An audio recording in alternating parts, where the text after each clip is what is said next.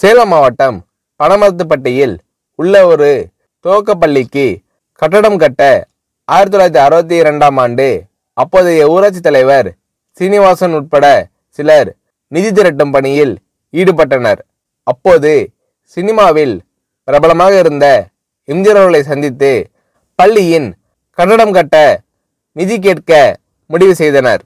ஊராட்சி தலைவர் சீனிவாசன், பள்ளி சீரமைப்பு குழு தலைவர் விஸ்வநாதன், நெல்லியாம்புதூர் பெரிய தம்பி சுப்ராயன் ஆகியோர் எம்ஜிஆர் அவர்களை சந்திக்க சென்னை சென்றனர். பனமரத்துப்பட்டியில் நாடகம் நடத்தி நிதி திரட்டி தருவதாக எம்ஜிஆர் அவர்கள் உறுதியளித்தார். அதன்படி எம்ஜிஆர் அவர்களின் நாடக கம்பெனியின் பிரபலமான சுமைதாங்கி என்ற நாடகத்தை பனமரத்துப்பட்டியில் நடத்தி பள்ளியின் கட்டடம் கட்ட நிதி திரட்டி தந்தார் எம்ஜிஆர் அவர்கள்.